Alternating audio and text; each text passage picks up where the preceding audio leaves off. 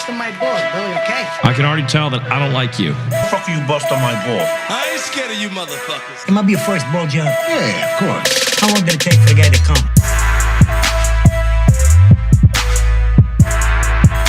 What's up, everybody? Welcome to another episode of Bustin' Balls. I'm your host, Eric Pennell. OW20 is my squirt. I do man shit, and this is a 100% white-owned podcast. Welcome, everybody. I'm in stock market, cryptocurrency, fantasy fucking football mode like a mofo, okay? I'm 1-1 in fantasy football in both my leagues, and I know it's not over. Just keep your head in there. You know, fantasy football, man, that shit takes up a lot of your thinking if you have no fucking life and you're a loser, you know, like myself. And fantasy football, like, I'm looking at it like I fucking really own a team. You know what I'm saying? Like, I'm reading every blog. I'm reading fucking... Dude, once it comes playoff time, and, I mean, even before playoffs, I start looking at the weather. And I know on the app it'll tell you, like, hey, it's raining. You'll see, like, a little rain cloud on the app. I'm like, no, I'm fucking looking at the weather in Baltimore. I'm looking at the weather in Kansas City. You know, you're just looking at everything. And it's like, what the fuck am I doing? That's why I jumped back into that's why I started like going hard in the stock market and trying to learn crypto and stuff like that. Because I always knew, like, for the last like 5, 6, 7 years, I was thinking, dude, I'm so involved with fantasy football, and I like you're just so fucking dove in on it. And I remember thinking, if I was this hard on the stock market or anything else that made me money, I would actually be successful at making fucking money. And then it took years later to actually like start to poke into it, and I'm still not successful in the stock market in the big scheme of things. But I am learning some things, and I suggest you guys do the same thing if that's not your fucking thing. Let's get right into it, guys. Now I'm talking fantasy football. Let's get right into football. The Jacksonville Jaguars, however the fuck you say it, they have a new coach, Urban Myers. Urban Myers was mic'd up the other day talking to another coach for Denver, either before or after the game, and this is what he says. A lot of good players in this league, man. A lot of good players. It's Alabama every week. It's Alabama every week. You know, I don't know Urban Meyer at all, really. I met him the other day, you know, shook his hand before the game and after the game. And his comment to me was, every week it's like playing Alabama in the NFL. You know, and that's it. Everybody's capable of beating everybody in this league. And that's it right there. You know, when, like, and including me myself, you know, when you make fun of fucking like pro basketball players or pro football players, those players are those are the best athletes in the world at their sport. Like those guys are the best. Like, think about it. They were the best in their neighborhood. They're the best in their community. Generally, there's some bums that like squeak through the cracks, of course. But generally, those guys are the best players for basketball, any sport. Generally, that they're the best in the neighborhood, best in their community, best in their city, best in their region, best in their state, and then it gets like best in the country at their positions. And then, you know, not all of them, but then it does get watered down to like, that's the best quarterback in the world. That's the best defensive back in the world. That's the And so he's basically saying it's like playing Alabama. And for people that don't follow, college sports and people that are listening outside the country, Alabama is generally the gold standard for college football. And Urban Myers has just generally been a college football coach for most of his career until this year when he takes an NFL job. But it does show you what's really going on. You know, it looked like the Green Bay Packers and Aaron Rodgers shit the bed week 1. So they were jumping on Aaron Rodgers, calling him fucking, you know, all kinds of, you know, shit, saying that, you know, he's basically checked out and he didn't want to come back to Green Bay.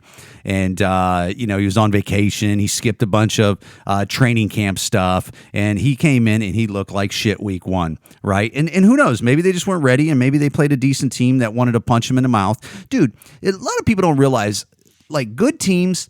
Bad teams want to punch good teams want to punch good teams in the mouth, but bad teams want to punch good teams in the mouth. I mean, it happens, man.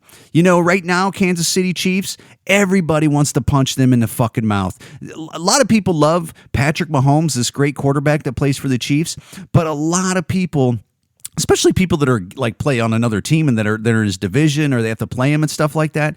They're on some fuck you shit, and they want to punch him in the fucking mouth and hurt him, not career hurt him, but like, hey, let's fuck this dude up and put his goddamn helmet, fucking face mask into the goddamn grass and put his shoulder, slam his shoulder into the fucking ground and beat this clown. And, because he's arguably the greatest quarterback in the league right now. It's the same thing with Aaron Rodgers. The guy was an MVP last year. It's the same thing with the Green Bay Packers. It's the Green Bay Packers, whether people want to admit it or not, they're fucking NFL royalty. They're one of the ones that are up there. And people don't look, I don't like Green Bay. I don't really, I don't like them. And I don't like hate them, but I don't mind Green Bay. I don't care for Aaron Rodgers. Okay, I don't care. I like Brett Favre. I've said it on podcasts before. For some reason, I'm an Ohio guy. I live in Illinois now. I for fucking almost 20 years, and living in Illinois, and I never really cared for Aaron Rodgers. I don't hate him, but I don't really care for him. I feel like he carries himself a little bit, and I know people love Aaron Rodgers. I just personally never really cared for Aaron Rodgers. I know he's great. Game recognizes game, but I loved Brett Favre. I was never a fan of Green Bay ever, and I love Brett Favre. I thought that dude got down, and I like his swag, man. And but Green Bay is one of those teams, they're always somehow in it because they're a great organization, and they always have great quarterbacks. It always blows my mind that the great city of Chicago, who's their greatest quarterback that they've ever had? Seriously, like people that know sports and know NFL, who's the greatest quarterback that the Chicago Bears ever had? Jim McMahon? Jay Cutler? I mean, who? Because it's crazy that this great major city in America, great football town, has never had like a great quarterback. But look at Green Bay, that little dinky fucking town up there has had Bart Starr, Brett Favre, Aaron Rodgers. I mean, how the fuck do they have three fucking great quarterbacks and have champions? They do. But so Aaron Rodgers, everybody was jumping on this motherfucker. And this is what he said after the win against Detroit the other night. It's absolute horseshit to give a platform to people who have no idea what they're talking about as far as my mental state and, my focus, my work habits. People that have not been around me, are not in my life, I don't have communication with them, are not in the locker room. It's chicken shit. It's absolute. Woo! Good for him, man. He's calling it chicken shit and he's calling it horse shit. That's a good thing. You'll hear athletes, well, especially if they got fuck you money and they don't give a shit. Look, I'd much rather him speak his mind that way than these guys get. He didn't say it on a podium. It looked like that was either on like a podcast or somebody's show or something like that.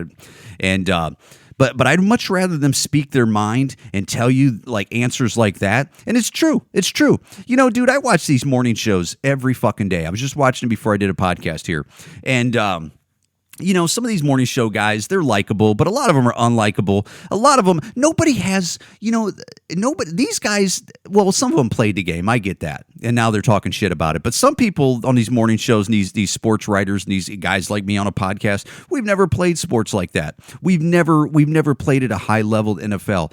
Aaron Rodgers has fucking the greatest athletes in the world chasing him down and trying to intercept his fucking balls and trying to slam his face mask into the grass so he comes up and has a big fucking thing of grass in his face and he looks half out of it. Nobody has jobs like that. It's like I've always said with cops. Nobody has a job where, for the most part, unless you're a cop or in law enforcement, where you have to walk up to somebody and if they've broken the law, you got to say, turn around and I got to put these handcuffs on. And if they don't want you to go, if they don't want to put their handcuffs on, they're going to fight the cop and they're going to resist arrest on the cop and stuff. And then people bitch about that and stuff. And it's like, nobody has a job like that. Most people have jobs where they're either using their body and moving around, or they're sitting in a fucking cubicle type office and they're clicking things, or whatever, your delivery, driving, whatever the fuck, truck driver, whatever it is, you're using your body physically. But like a cop, they have to fucking say, turn around and handcuff, and they don't want to do it. And they got to wrestle somebody to the ground. It's the same thing with the NFL. People talk shit about these players all the time, and it's like the same people clicking on things, working at a cubicle, working in a fucking warehouse, or driving around a truck or whatever and working with their body. But nobody has a 300, 260 pound fucking super athlete trying to slam you to the ground and fucking break your knee, break your ankle. And I'm talking about like Achilles, a meniscus, fucking ACL, fucking dislocated shoulders, breaking fingers. Nobody has those type of fucking, and people just talk shit about these guys like it's nothing. And I do the same thing too. I mean, I do it because, you're betting money on a game, or you're fucking doing fantasy football and you're getting emotional and shit, but nobody has fucking jobs like that besides these people. And I'd much rather hear them use their real voice and talk how they really want to talk than to get in front of these podiums and just say, we got to play better next year or next week, and they're a good team and whatever. Fuck that. Who wants that phony shit? What can you do with that? That's like me getting on here just like fucking MSNBC and fucking CBS and ABC and NBC, and they're just going on there saying the most vanilla bullshit that you ever hear, or just flat out lies. I mean, God, have you noticed that the news is just, news and late night TV shows and everything that's basically on like TV for the most part, it's just flat out fucking lies. I seen a clip the other day that Jen Psaki, the fucking redheaded fucking press secretary, was saying like 99.5 or 98.5% of the people that are in the hospital for COVID are unvaccinated. I'm like, how can they just get away with? How do they get away with just saying this shit? How do they not get fact checked? How don't they have fact checkers for like the news that are lying? You don't ever see that, right? I mean, I guess if they put their shit on social media, maybe it gets fact checked, but I don't ever see that shit getting striked. Do you? I mean, I don't see that. I bet we could find that clip on any Facebook or anything like that, and it's a flat out lie. But if you go on there, you ever notice everything you say about COVID or make anything like a comment on Facebook or any social media, under there it has like a COVID thing that you can click on, and then it just directs you right to their lie of COVID, and their bullshit. I mean, that's it, But, let me not jump on that so far yet. You know what I'm saying? Yeah, you know what I'm really getting excited about is the fucking great Nick Diaz is going to be fighting this weekend for UFC with the great Robbie Lawler. And I guess Nick couldn't maybe... and I'm guessing. I didn't read every fucking blog and get into the details. But it sounds like Nick Diaz couldn't make weight. And so they have to go up a weight. And this is press asking Dana White about that. I report today that Robbie Lawler and Nick Diaz was going to be a middleweight fight rather than a welterweight fight. Can you tell us? Yeah, so I just got home. I was gone I left after the fight Saturday. I went to Boston for a couple days and just got back a couple hours ago. Robbie Lawler texted me that he'll hit me when he lands. So Robbie wants to talk to me about this whole thing. So this all happened when I was out of town this weekend. So, yeah, I know that the Diaz camp wants to fight at 85. There you go. And, I'm just so happy to see Nick Diaz fight. I know Nick Diaz hasn't fought in years. He's probably going to be out of shape. Maybe. I don't know. Maybe he's going to be in rare form. Maybe he's long in the tooth and it is going to be what it is. I don't understand why Nick Diaz was not fighting all these years. Was he hurt? Did he have a contract problem with UFC? To me, honestly, I know UFC has had Nick Diaz under contract. I'm guessing. I don't know the ins and outs of that either. But every time you would look on the UFC's roster of fighters, you would still see Nick Diaz, even when he didn't fight for all those years. So I just assume maybe that they had him under contract and he still has so many fights to fight out.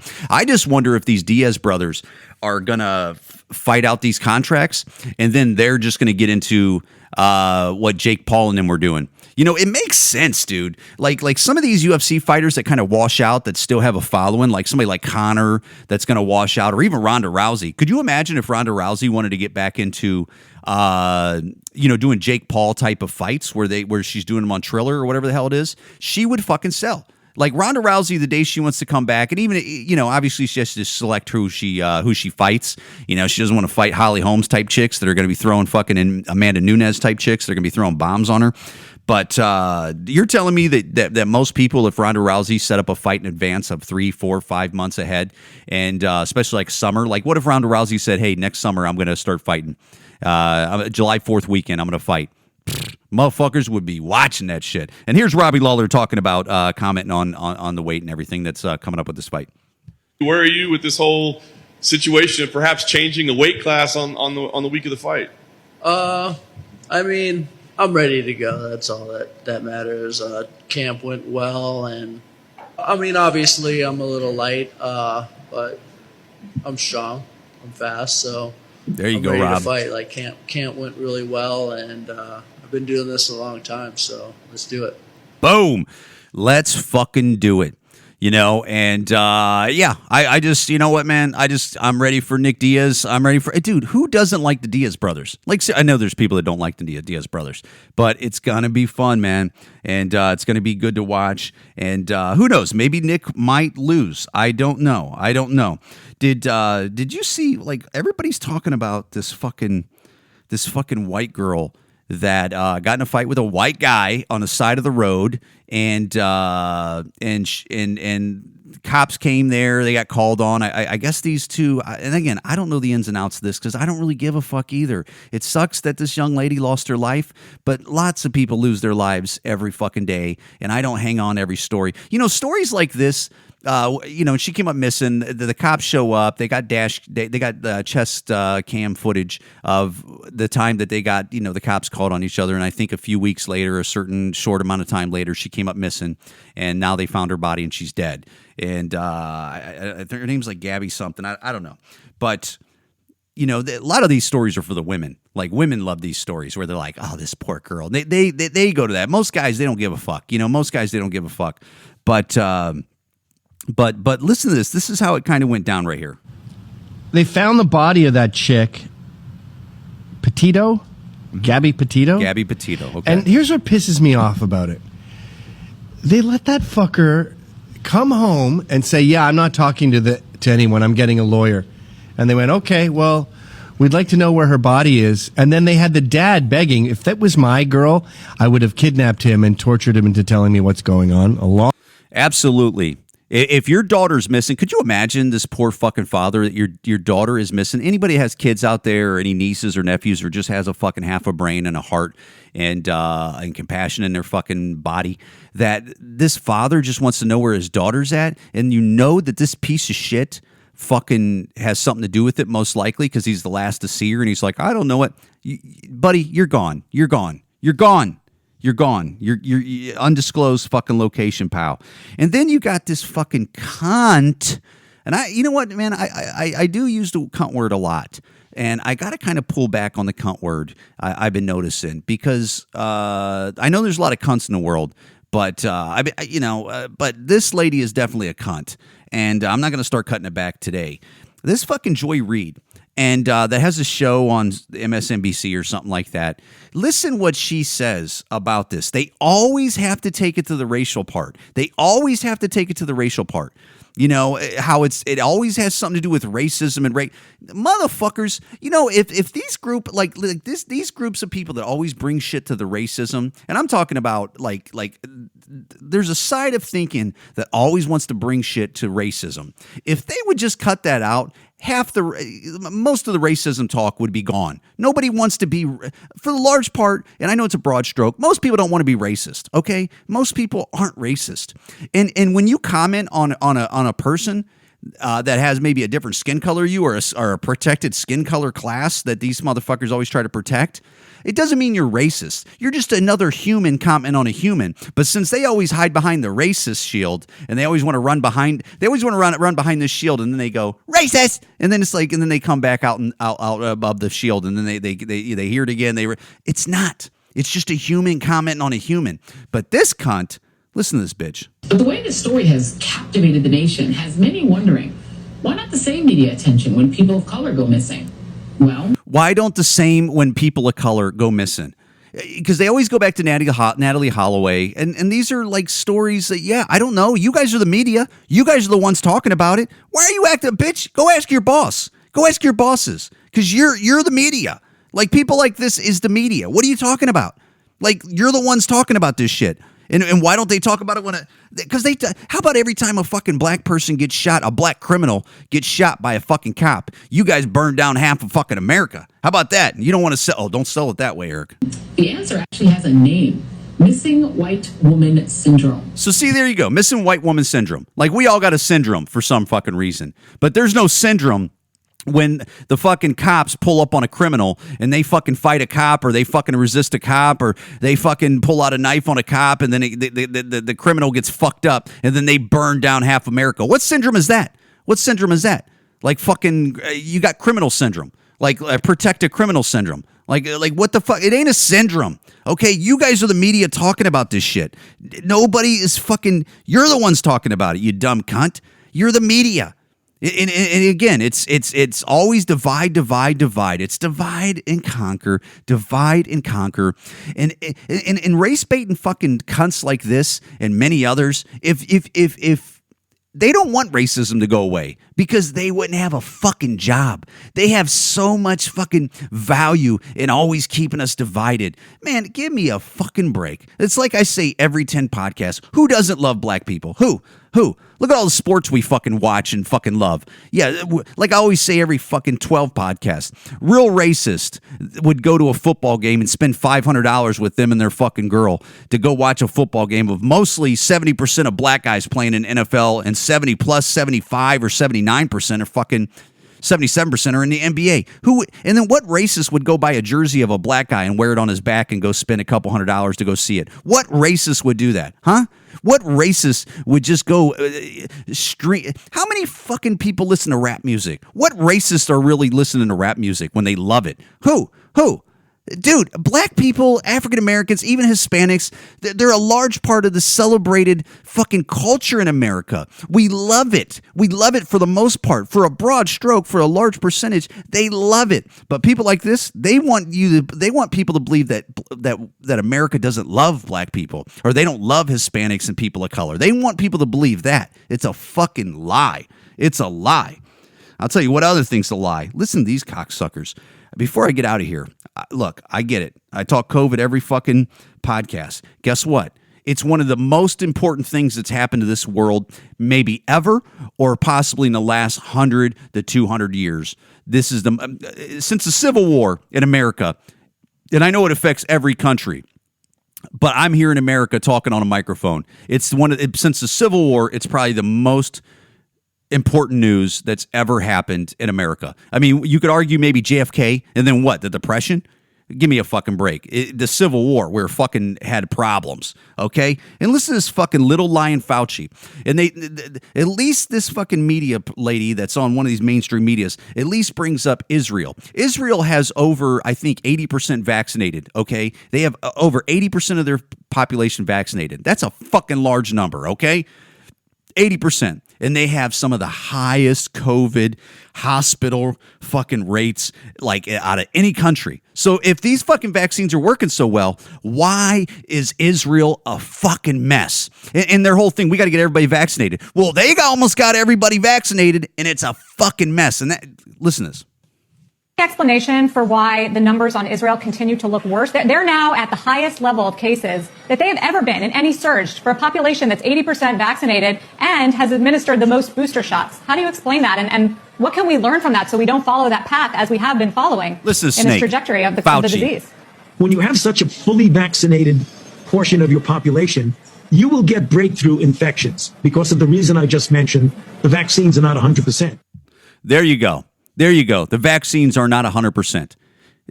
These motherfuckers are snakes. This guy had something to do with that lab where it got fucking most likely leaked, whether you believe it or not, whatever. So they got this fucking lab and eventually that's where everybody first got sick at, but it didn't come from that fucking place. I got you. You're a moron if you don't believe that. If you don't believe that that's where it came from. He was affiliated with this lab. He's fucking hand in hand. He has his dick in that lab's mouth and that lab has their dick in his mouth. And then he's our head fucking czar that's heading up this thing, and he's the guy pushing these vaccines. We have been okie fucking doked, and this dude needs to be pushed into the fucking center of the public square, and this motherfucker has some fucking answers, and we're gonna put him in a fucking room and we're gonna interrogate him. I'm telling you, this guy is a snake just like the other snakes that are with him, okay? Whether you like the idea or not, it's the fucking truth. What a fucking snake. Guys, Bustin' Balls Podcast, Eric Pennell Comedy. I'm on most platforms. OW20 is my squirt on TikTok. You know, TikTok, I had fucking almost 7,000 followers, which I'm not bragging, but I was just getting started. And I go to get my TikTok a couple weeks ago, and they deleted it. And I have 0 followers and everything like that. And I go, you fucking snakes. You're a bunch of fucking Chinese fucking commie fucking snakes. You Piece of shits. Guys, OW20 is my squirt. Wherever you're listening to this, be a fucking leader. Be a fucking pro-freedom. Let's go fucking get this. This is our world, and don't let them take it from you. And do it the right way. Don't fucking do it the wrong way. And don't let these motherfuckers push you around. Get all the money you can get. Fucking get your money right. I hope everybody in your family's doing well. Hope the kids are doing well. Hope the parents are doing well. And hope you're getting some ass, and I hope you're, sucking tit. Guys, Bustin' Balls Podcast, thank you so much for listening.